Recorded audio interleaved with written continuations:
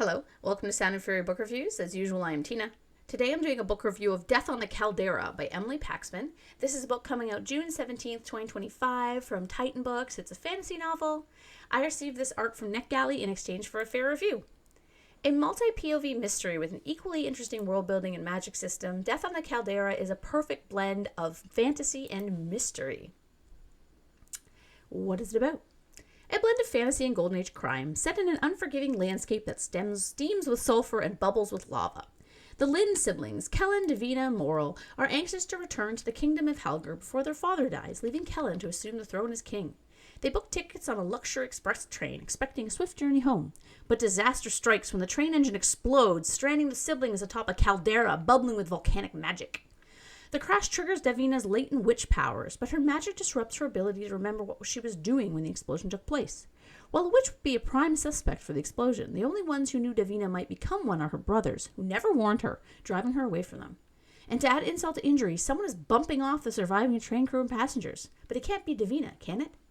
While the surviving passengers try to determine who sabotaged the engine and catch the killer, the fractured siblings attempt to stay one step ahead, concealing not only Davina's powers, but their own secrets. Luckily, they aren't the only shifty characters on the train. But that small degree of good fortune quickly sours when the powerful men turn up dead, suggesting the saboteur is still at work. And who better a mark for the murderer than the heirs to a foreign throne? I was intrigued by this way back at the end of last year. I mean, volcanoes and trains. You know I love a train as much as I do a boat, so anything on a locomotive is totally a ride I want to take. When I'm an older person, like retired, I think I've mentioned this before, I want to turn my basement into one of those train dioramas, and now I'm determined to have a volcano as part of that. I also plan to learn the violin and drive from Ontario to Alaska, so we'll see in 30 years if I hit those goals. Funny enough, the author mentions in her bio that she also loves older people hobbies, so maybe that's where this tangent came from subconsciously, and she's also Canadian, yay! Can we be friends? Anyway, back to the actual book. I really enjoyed it. I don't know what I was expecting, but I was pleasantly surprised by the third-person multi-POV structure. My favorite. So yes, if you find multi-POV confusing or somewhat chaotic, you won't like this probably. As in this relatively short book, there are quite a few POVs, but I thought it was a great way to actually focus the story, as without it, there would be too many red herrings or too many suspects in the story to keep track of. So I actually think that the structure was a really smart choice. And I think what was really excellent was that each POV, because there are a lot of them, has a distinctive voice. That is really hard to do. And so I thought that was really well done. The world building is really cool. So we have a sort of golden age fantasy, hence the train, but with a royal family in control of one of the more prosperous countries. I could have used a little bit more in the politics, actually, but that actually kind of would have felt out of place given the setting. So that's just me. And a really cool magic system. First, there is volchemistry, a magic that anyone can use if they have the right materials on hand, though it seems to be something you need training in, making it an esoteric skill generally held by the rich only. What's cool is that it's powered or created by the volcanoes. There's sort of a god's magic involved here, where there's like a volcano god, and then he gives this power to the world. It's not really explained too much, or if it was, maybe it went over my head. I don't know. But I wasn't super concerned about that. I just liked kind of like how the volchemistry worked, which is explained and really cool. And then another aspect of the magic is that there's these witches who are said to be accidentally powerful, and that their power is uncontrollable and temperamental. And then when they use it, they actually morph their appearance into someone different, which is really interesting. And there's always two of them, because in order to have their power, in order to like turn off their power, essentially, someone has to say their real name. And then they always have like a friend with them who knows their name, so they can like help each other out. It's such an interesting dynamic. I've never seen something like that before. It was really neat.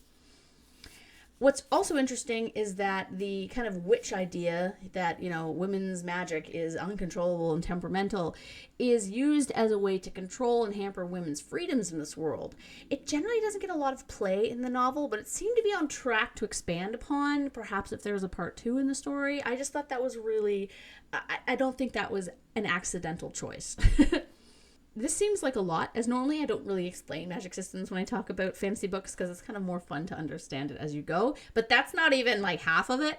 But I was never confused. I was never, the information is released when it's needed and by people affected by it, which I thought was also a real strength of the multi-POV, because you didn't get any info dumps. These things were explained as they came up. The characters are a lot of fun. We have the three siblings, first of all of whom are very different and coming together after being estranged. They're trying to like make their relationship work. But then there's this kind of betrayal on the part of the two brothers to the younger ones in the guise of keeping her safe. But then she, of course, feels that she's been denied information. So they have this whole dynamic going on. And all three characters are paradoxes, which makes sense given they have two personas, the royal self and the self they use when they are living among the masses. The siblings are all kind of undercover in a sense, as the royals pretend to be regular, albeit rich people, when they're younger. I'm assuming, I can't remember, but I think they decide to reveal themselves publicly like when they're older or like when they become king. I'm assuming when they get married because of primogeniture and things like that. Anyway, Kellen, the oldest, is both very logical and also motivated by his heart. Davina is naive and sheltered, but she's also very tough. And Moral is a soldier, but he's also, he's not really a wimp, but he's definitely not hot-headed or overly brave, I guess you could say. And they're all likable because they have these kind of warring personalities within themselves, and you get to see their struggles with their outward persona versus who they really are. And the other characters of POVs are also great, especially the child Ray. Child POVs sometimes can be annoying, but hers are very few, and they're really well done. I think the problem is that a lot of authors tend to write child POVs as like very simple, to the point of like dumbing stuff down, like as if children think in like short, stocky sentences.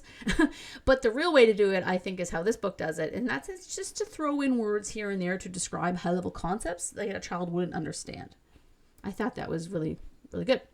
The plot is fun. There's lots of twists and red herrings with a mystery I figured out just before the reveal, which I always like. Some of the characters die, and one of them I was like, oh no, because I really liked that person. I thought they were really sweet, and so I was like, oh, that's too bad.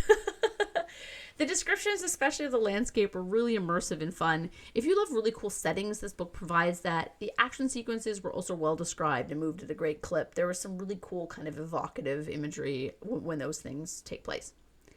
Now, one thing I will say is pretty much the only thing that I wasn't super on board with is that the ending is quite abrupt.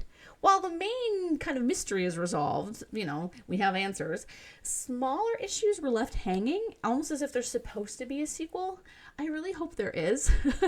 I mean, it's not like the book ended at a cliffhanger. It's just there were certain threads that weren't exactly tied up. It felt like it was leading towards a sequel, but I wasn't clear from the book, like the cover or the jacket copy, that it was the start of a series or the start of a trilogy or something like that. So I really hope that Titan goes forward with a second one or something. Overall, though, I thought this book was excellent. A 5-star read for sure for me. Thank you so much to NetGalley and Titan for the e-arc. I really appreciate it.